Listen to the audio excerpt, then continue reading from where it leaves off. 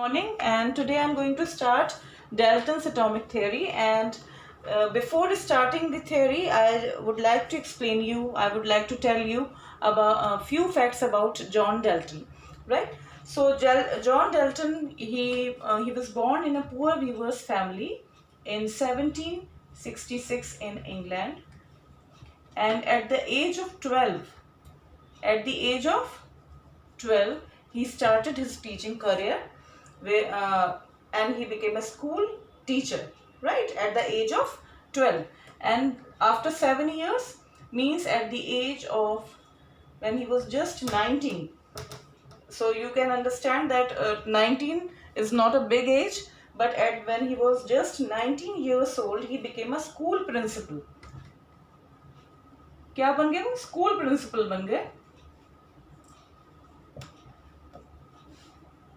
Age of 12 he was just teacher. He was a teacher, and at the age of 19 he became a school principal, just within 7 years. And he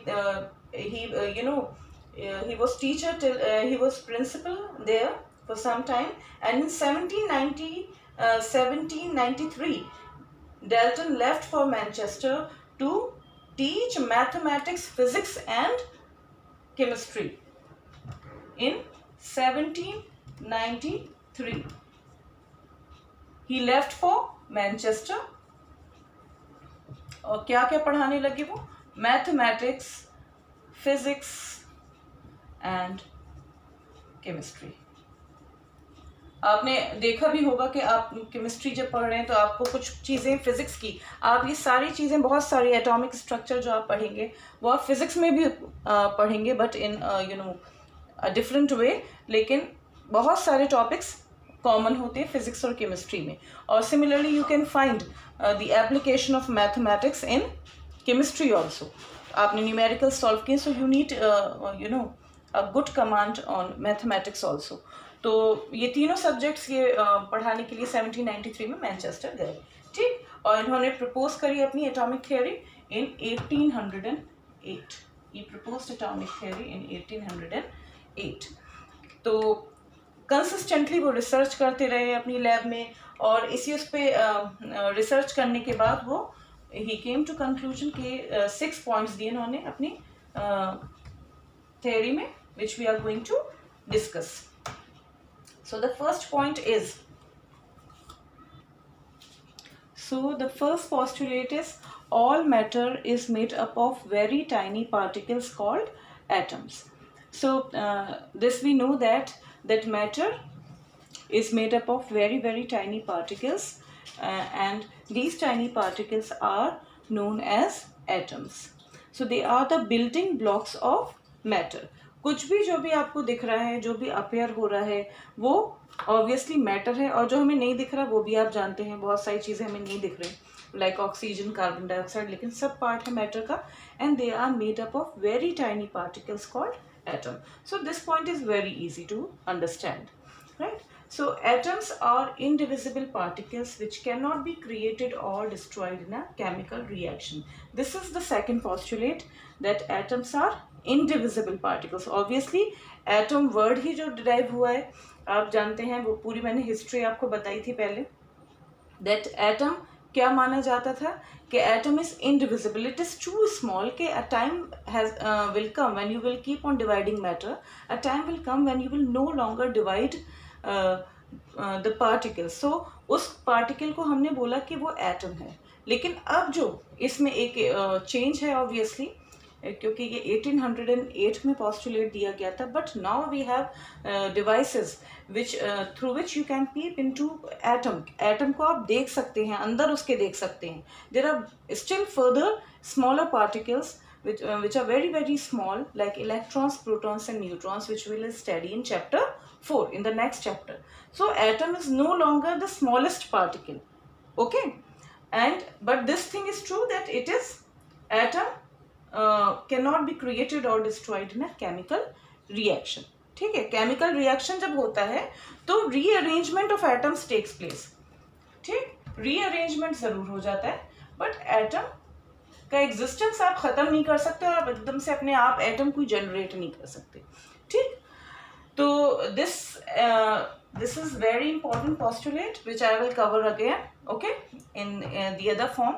Atoms of a given element are identical in mass and chemical properties. The third postulate, that atoms of a given element, again repeating, are identical in mass and chemical properties. Suppose आप किसी भी element के बारे में बात कर रहे हैं तो उसमें क्या यूनिकनेस उन्होंने बताई, that atoms are identical, all will be identical, same आपको दिखेंगे, ओके।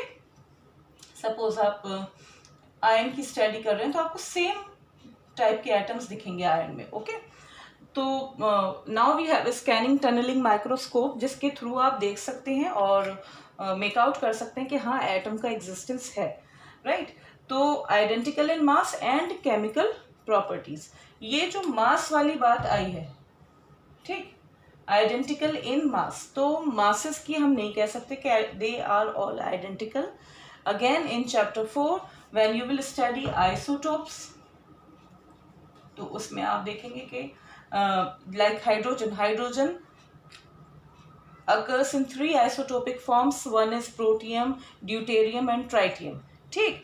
तो उसका एक का एटॉमिक मास, प्रोटियम का atomic mass is 1, sorry atomic number लिख रही हूँ मैं, atomic number is actually the unique property of an element which is not going to be repeated, which I will again tell you in in the next chapter.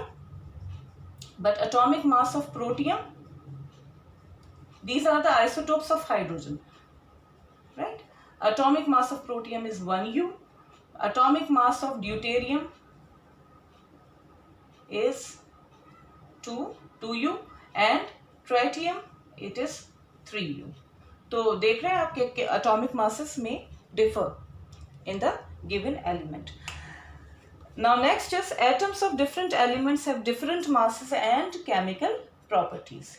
Atoms of different, this is obviously true that they have different chemical properties obviously, लेकिन अभी और फिर से वही बात है कि बहुत कुछ चैप्टर 4 से रिलेटेड है।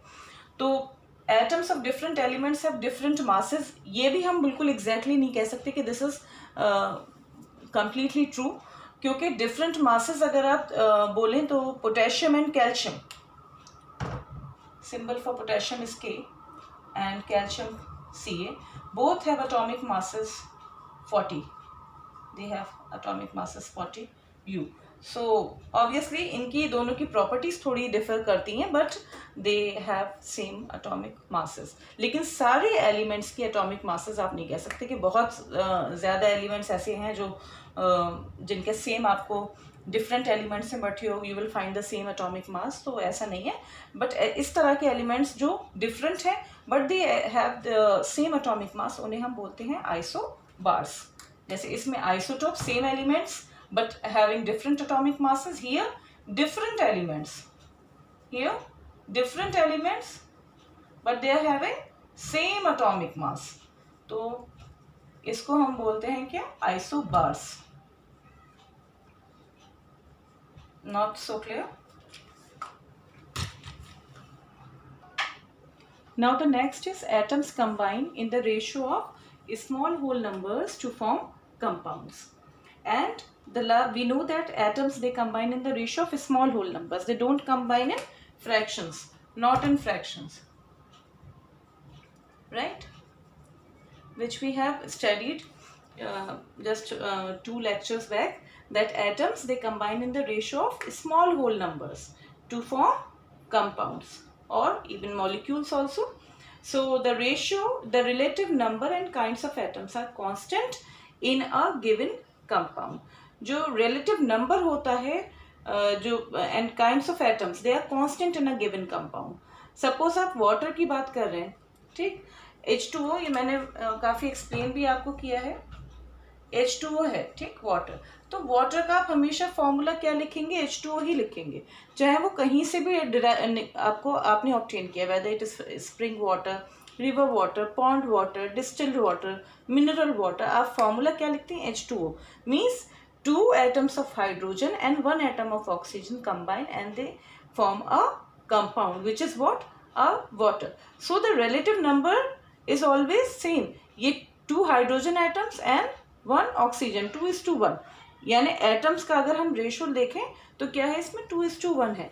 अगर कार्बन मोनोऑक्साइड है, ठीक, दो कंपाउंड्स में लिखती हूँ, carbon monoxide and carbon dioxide, दोनों में कार्बन एंड ऑक्सीजन आ रहा है, but in case of carbon monoxide the atoms are combining in the ratio of 1:1।